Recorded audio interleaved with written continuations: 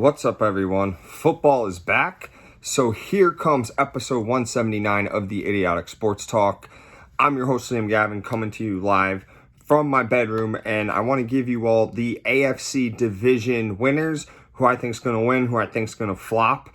Very interesting. The AFC is completely stacked. Nothing like the NFC. I gave my NFC picks in my last video. So let's get to it with the AFC. We'll start with the AFC North, arguably the toughest division in football. You have the Bengals, who won it last year, second place Ravens, third Steelers, fourth Browns. So a lot of things can happen this year. If you look at the Bengals, right, they're just a complete force. They've really made a name for themselves with Joe Burrow as their quarterback. Zach Taylor's done an awesome job as their head coach. Their defense has vastly improved. And they have probably the best wide receiver trio in the league with Jamar Chase, T. Higgins, and Tyler Boyd. Their run game's a little hit or miss. Mixon has those days where he looks very elite, and then he has those days where he does not. And really, what this really comes down to with the Bengals is Joe Burrow's health, because he was getting injured in practice, and there's rumors that he might not start the first couple weeks of the season, but supposedly he's 100% and ready to go. Thankfully, especially if you have him on your fantasy team, I'm sure you're happy to hear that news. And until proven otherwise, I don't really see anyone dethroning the Bengals. I think the best they go this year is 13-4, and the absolute worst is 10-7. Next, we got the Ravens. They're a good team. They're always a good team so long as Lamar Jackson's the quarterback. They signed Odell Beckham Jr. this offseason. He's looking to revive himself after years of injuries. And then they have John Harbaugh, one of the most underrated coaches in the league, in my opinion. And they're just always that team that's going to be tough. You never hear about the Ravens ever getting blown out or getting destroyed. Last year when they made it to the playoffs, they got bounced in the first round, but they were one fumble six away from beating the Bengals on the road with Tyler Huntley, their backup quarterback, as the starter. So you look at the defense of the Ravens too. They always start off strong and then they kind of fizzle out, and that's because of injuries. Same with Lamar Jackson. He has this tendency to, over the past couple of years, he's gotten hurt, and it really affects the Ravens because Ravens are built off defense. If they can't get their defense going because of injuries, it's not going to look good for them. And then obviously any team's quarterback gets hurt, especially someone as good as Lamar Jackson, it's going to impact their team. So they also have a pretty tough schedule too. I think the best they can go is 11-6, and at worst is 8-9. But I think they'll go 10-7 and make the playoffs. You look at the third team, the Pittsburgh Steelers. They went 9-8 last year. They were absolutely horrible at one point in the season, but a coach like Mike Tomlin, he should be coach of the year every single year because what he just does with what he has around him. He never had a losing season once in his entire career as a coach.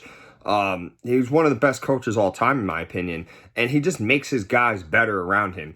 They have the second year player QB, Kenny Pickett, who I like. He lives 25 minutes he's from 25 minutes up the road from me in Ocean Township, New Jersey. So I always have to root for an Ocean Township guy, or just a New Jersey guy in general. It's always good to see guys from Jersey make it. And Kenny Pickett, he had a really, really rough start. He was thrown into the fire, replaced Mitch Trubisky, but he's really started to excel the last few weeks, about the last month or two of the season. He got his touchdowns up. His turnover rate was low, and I expect really big things from him this upcoming season. You look at their defense, led by T.J. Watt up front, and then they got Minkah Fitzpatrick in the secondary. Very elite, and they only got better this offseason as well. They signed a bunch of guys. They signed a guy like Patrick Peterson, a veteran who knows the game very well, and they also made a lot of improvements in the draft, especially up front on the offensive line. Their offensive line's looking scary. They could be a dark horse team, and honestly, their schedule's pretty favorable. I think that best they could go is 10-7, and at worst is 7-10, but I think they'll finish around 9-8. And then you look at the Cleveland Browns. They signed Deshaun Watson last year. He had a huge contract. He was suspended for the first 10 games. He came back and he looked absolutely horrible. But now that he's going through the progressions, he's in this system, he's had a whole offseason, he could bounce back, because before the whole shenanigans and everything he got involved with legally, he was a top 5 quarterback on the Texans, and he had to stop playing for 2 seasons, almost 3. So we'll really see. That's what I'm curious about the Browns. That's my biggest question mark, is how is Deshaun Watson going to bounce back? And they do have a good offense. They have a good run game. Obviously, Nick Chubb's one of the best in the league. They have Amari Cooper, great receiver, former Cowboy, and their defense just got a lot better too. Myles Garrett, arguably the best defensive end in football right now. And you can make a case that he can win Defensive Player of the Year this year. So it's very interesting to see how the AFC North unfolds. I'm going to go with the Bengals winning it again until proven otherwise. Ravens second, Steelers third, Browns fourth. And I think it's going to look like the Bengals at 13-4, Ravens 10-6, and then both the Steelers and Browns at 9-8. I think all 4 of these teams can have a winning record this season.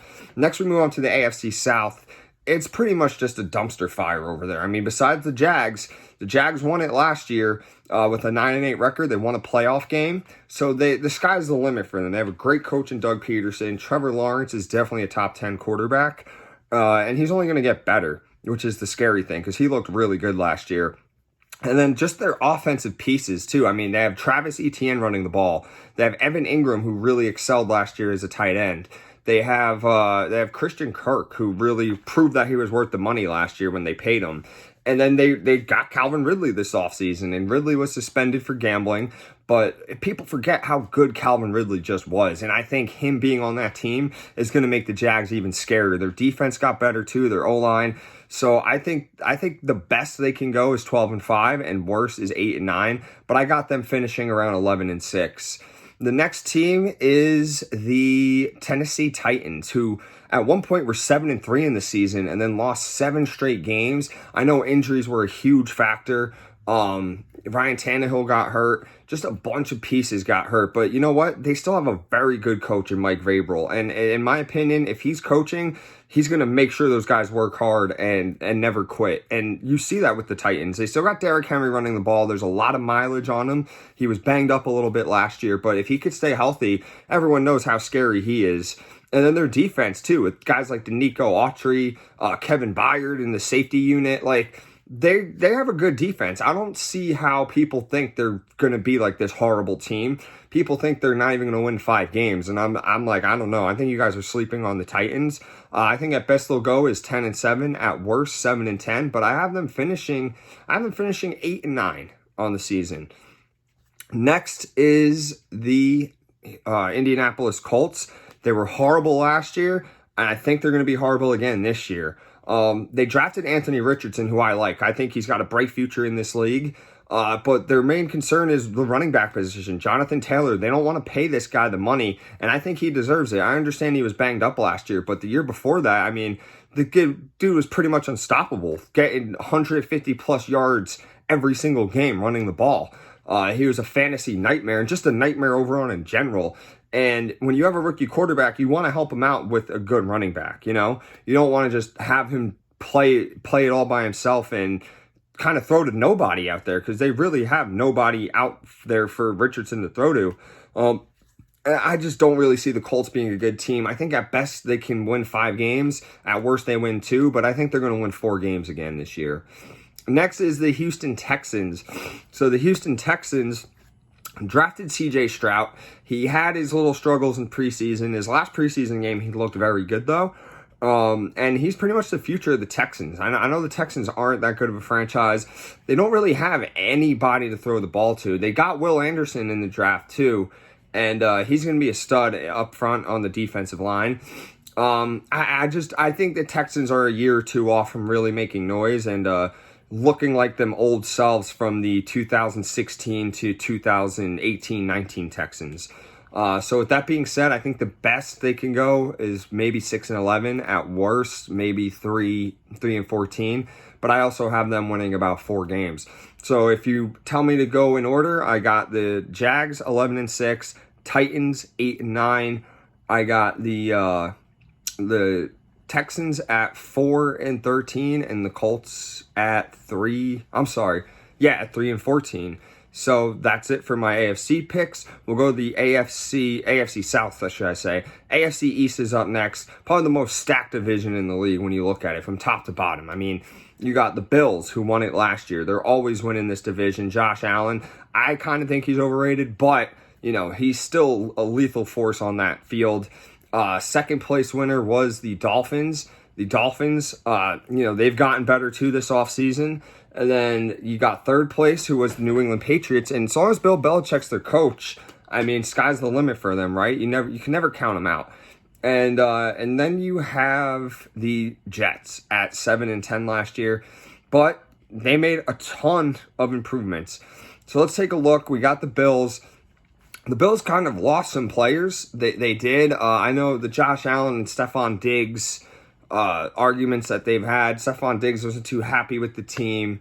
Josh Allen's pretty turnover prone. So I think there's some issues surrounding the Bills. I think they might have hit their peak, but nonetheless, I still see them going 11-6. I think the best they can win is 13 games, and at worst, they win 9 games.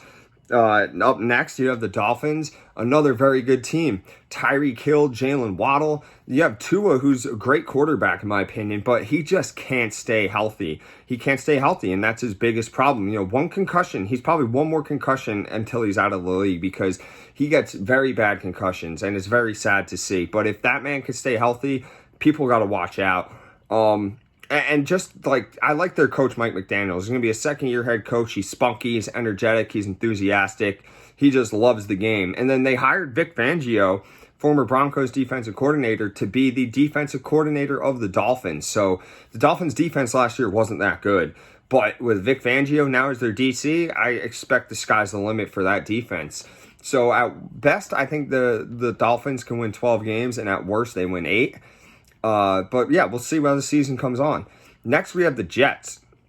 So the Jets, a lot of hype surrounding them, and good reasons, because they signed Aaron Rodgers this offseason. They signed one of his favorite targets last year in Allen Lazard.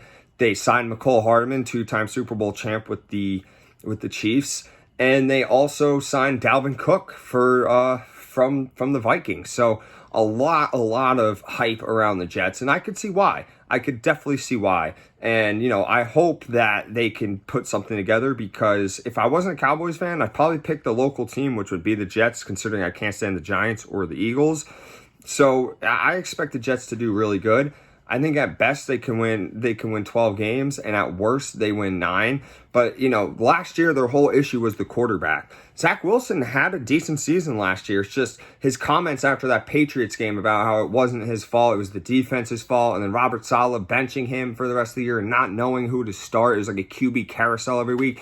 It really impacted the team. They were 5-2 last year, and then they finished 7-10. So I think now that they're focused, they're locked in. Zach Wilson matured now. He's learning under Rodgers. Rodgers has that championship pedigree to him. I definitely see them making some noise. I think they'll go 11-6. Next is the New England Patriots, which they always have a great defense. Their offense, though, ever since Tom Brady's been gone, has been abysmal. Mac Jones really hasn't looked that sharp. But Bill Belichick bought in Bill O'Brien, the former Texans coach. He's a great offensive coordinator, so maybe that could give Mac Jones some guidance, to really bring out the best in Mac Jones. And we'll see what happens, because I know the Patriots defense is going to be really good. But over time, if their offense can't score and produce points, they're going to get tired, and they're not going to really live up to their expectations. So with that being said, I think the best the Patriots can go is 9-8, and at worst is 5-12. But I got them finishing 7-10. So first place, I have the Bills winning it at 12-5. Second place, I have the Jets winning second place in the division at 11-6. Dolphins 10-7, and the Patriots 7-10. This is a very stacked division, man. It's like a heavyweight boxing fight for each team in that division. It's going to be very tough. The final division is the AFC West. We have the Chiefs last year finished first, Super Bowl champs, the defending Super Bowl champs. The Chargers finished second, Raiders third, and then the Broncos fourth. So this is going to be a very interesting division. I think the Chiefs are going to win it right away, but who knows, right? It's a different year. The AFC West is always tough.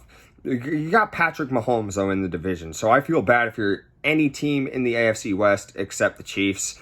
Travis Kelce, best tight end in the league, hands down, one of the best all time. I saw he actually hurt his knee, though, and he might miss a few games, which is huge if you're a Chiefs fan. And the Chiefs also have more turmoil. They haven't signed their star defensive end, Chris Jones. The Chiefs' defense has not been good at all. And Chris Jones is the only reason why they ever are good. So if you don't pay that guy, it's going to be really, really rough for the Chiefs. But as long as Andy Reid's coaching and number 15's under center, you really can't bet against them. I think the best they go is 15-2, at worst 12-5, but I think they finish 13-4. The next team's the Chargers. Now, I love Justin Herbert, one of my favorite quarterbacks in the league. And the problem is, though, their head coach, Brandon Staley, he's not really the smartest when he's in the game. They had a 27-0 lead over the Jags at halftime last year, and they lost the game, I believe, 31-30. It's just a terrible second half performance. I know Herbert didn't play great, but they got away from the run, and that's what pretty much impacted the game. Herbert throwing incompletions. He didn't turn the ball over, but when the ball falls to the ground, clock stops, and that gave the Jags new life. But I really do like this Chargers team. Their offense is ridiculously good. Keenan Allen, Mike Williams, and then they drafted this kid Quentin Johnston, who I think is going to really show up as a true number 2 receiver. And then they have Austin Eckler, one of the best pass-catching running backs in the league, complete threat on the field. And then their defense, their defense kind of let me down last year. I thought they were going to be really elite, but of course injuries struck and whatnot to J.C. Jackson, Khalil Mack, and it kind of impacted them. But I do see the Chargers at best maybe going 11-6 and at worst 8-9, but I got them going 10-7. The next team, the Raiders. So the Raiders, they shipped off Derek Carr. They still have Devontae Adams, but they bought in Jimmy G. Now Jimmy G, I don't think he's that good, but I don't think he's trash. Like a lot of people, they think Jimmy G's like a complete bum, which that's not the case at all. Jimmy G's a good quarterback. He's not elite. I don't think he'll ever be elite, but there's no way he's a bum, like by any means. He's a good quarterback. He's already proven he can win. I know he's a 2-time Super Bowl champ sitting on the bench behind Tom Brady in New England, but he made it to a Super Bowl with the San Francisco 49ers, and if they didn't have a meltdown at the end of that game, he could have been a Super Bowl champ as a starter. But I just looked at the Raiders' schedule. I can't find games where they're really going to... I can't find more than 7 games for them to win. I just really can't. They have last year's league leading rusher in Josh Jacobs. I think he's still going to be really good. And then they have Devontae Adams, a top 3 receiver in the league, no doubt. But it's going to be very hard for them to win, I think, 7 games. I think at best they go 7-10, and at worst they go 4-13. But excuse me. But I got them going 5-12. The next team is the Denver Broncos. So very interesting. Last year they had a ton of hype on them because they got Russell Wilson, but that all flopped. Russell Wilson had his worst career year of his whole career. But now they got Sean Payton as the head coach. Sean Payton can know how to revive careers. He's a great coach. Done it with Drew Brees and the Saints. Won a Super Bowl with them many, many years ago. Russell Wilson's also a Super Bowl winning coach with the Seahawks, or a Super Bowl winning quarterback with the Seahawks. I think that Sean Payton's going to revive this guy's career. He already told Russell Wilson, because when Russell Wilson first got into Denver, he was a big media guy, taking pictures, saying Broncos country, let's ride. And he was kind of being corny. I get it. He wants to hype the team up, but he was more focused on the public image than just playing ball, it seemed like. And they got a good team. They got Javonte Williams. He was a rookie last year. He's going to be entering his second year. They got him running the ball. They got Cortland Sutton and Jerry Jeudy on the offensive side. And their defense is arguably top 3 in the league. I saw a stat where their defense only gave up about 15 points per game, but the offense could only average 13 points per game. And if the offense was just able to average 17 points per game, the Broncos would have went 12-5 instead of 5-12. I looked at the Broncos schedule. It's manageable. I think at best they go is 7-10. 10-7, excuse me. And at worst, they go 6-11. But I got them going 8-9. It's just so hard to win in that division with Mahomes, which Mahomes always beats them. He's never lost to them. And then Justin Herbert. And then plus they're in a loaded AFC just in general. So just think about that. Think about the quarterbacks in the AFC for a second. Josh Allen, Aaron Rodgers, Patrick Mahomes, Tua, Justin Herbert, Lamar, Burrow, Trevor Lawrence, Deshaun Watson if he returns to normal. So yeah, the AFC is a gauntlet. But back to the AFC West, the Chiefs I think get first, 13-4. Second is the Chargers at 10-7. Third is the Broncos at 7-10 or 8-9, and then fourth is the Raiders at 5-12. Well, that's it for my AFC division picks. Let me know what you guys think. Let me know if there's any changes you'd make. And let me hear your predictions. Remember to subscribe to my YouTube channel and follow my Instagram page. Take care. Have a wonderful night.